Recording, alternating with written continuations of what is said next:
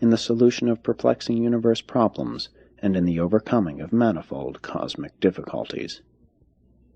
While the sexes never can hope fully to understand each other, they are effectively complementary, and though cooperation is often more or less personally antagonistic, it is capable of maintaining and reproducing society. Marriage is an institution designed to compose sex differences, meanwhile affecting the continuation of civilization and ensuring the reproduction of the race.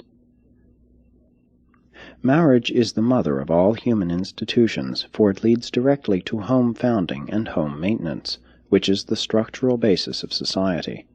The family is vitally linked to the mechanism of self-maintenance. It is the sole hope of race perpetuation under the mores of civilization, while at the same time it most effectively provides certain highly satisfactory forms of self-gratification.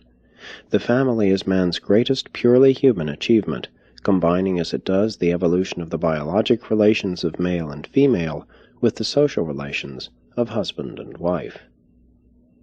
7. The ideals of family life. Sex mating is instinctive, children are the natural result, and the family thus automatically comes into existence. As are the families of the race or nation, so is its society. If the families are good, the society is likewise good. The great cultural stability of the Jewish and of the Chinese peoples lies in the strength of their family groups. Woman's instinct to love and care for children conspired to make her the interested party in promoting marriage and primitive family life. Man was only forced into home-building by the pressure of the later mores and social conventions. He was slow to take an interest in the establishment of marriage and home because the sex act imposes no biologic consequences upon him. Sex association is natural, but marriage is social and has always been regulated by the mores. The mores, religious, moral, and ethical, together with property, pride, and chivalry, stabilize the institutions of marriage and family. Whenever the mores fluctuate, there is fluctuation in the stability of the home marriage institution. Marriage is now passing out of the property stage into the personal era. Formerly man protected woman because she was his chattel, and she obeyed for the same reason. Regardless of its merits, this system did provide stability. Now woman is no longer regarded as property, and new mores are emerging designed to establish the marriage-home institution. 1. The new role of religion, the teaching that parental experience is essential, the idea of procreating cosmic citizens, the enlarged understanding of the privilege of procreation, giving sons to the Father. 2. The new role of science, procreation is becoming more and more voluntary, subject to man's control. In ancient times, lack of understanding ensured the appearance of children in the absence of all desire therefor. 3. The new function of pleasure lures. This introduces a new factor into racial survival. Ancient man exposed undesired children to die. Moderns refuse to bear them. 4. The enhancement of parental instinct. Each generation now tends to eliminate from the reproductive stream of the race those individuals in whom parental instinct is insufficiently strong to ensure the procreation of children, the prospective parents of the next generation. But the home as an institution, a partnership between one man and one woman, dates more specifically from the times of Dalmatia, about 500,000 years ago, the monogamous practices of Andon and his immediate descendants having been abandoned long before.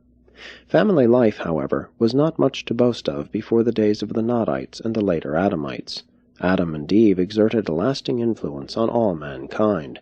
For the first time in the history of the world, men and women were observed working side by side in the garden. The Edenic ideal, the whole family as gardeners, was a new idea on Urantia. The early family embraced a related working group, including the slaves, all living in one dwelling. Marriage and family life have not always been identical, but have of necessity been closely associated. Woman always wanted the individual family, and eventually she had her way. Love of offspring is almost universal, and is of distinct survival value. The ancients always sacrificed the mother's interests for the welfare of the child. An Eskimo mother even yet licks her baby in lieu of washing. But primitive mothers only nourished and cared for their children when very young. Like the animals, they discarded them as soon as they grew up. Enduring and continuous human associations have never been founded on biologic affection alone. The animals love their children. Man, civilized man, loves his children's children. The higher the civilization, the greater the joy of parents in the children's advancement and success. Thus the new and higher realization of name pride comes into existence. The large families among ancient peoples were not necessarily affectional. Many children were desired because 1. They were valuable as laborers. 2. They were old age insurance. 3. Daughters were saleable. 4. Family pride required extension of name. 5. Sons afforded protection and defense. 6. Ghost fear produced a dread of being alone. 7. Certain religions required offspring. Ancestor worshippers view the failure to have sons as the supreme calamity for all time and eternity. They desire above all else to have sons to officiate in the post-mortem feasts, to offer the required sacrifices for the ghost's progress through Spiritland. Among ancient savages, discipline of children was begun very early, and the child early realized that disobedience meant failure or even death, just as it did to the animals. It is civilization's protection of the child from the natural consequences of foolish conduct that contributes so much to modern insubordination. Eskimo children thrive on so little discipline and correction simply because they are naturally docile little animals. The children of both the red and the yellow men are almost equally tractable. But in races containing Andite inheritance, children are not so placid. These more imaginative and adventurous youths require more training and discipline. Modern problems of child culture are rendered increasingly difficult by 1. The large degree of race mixture.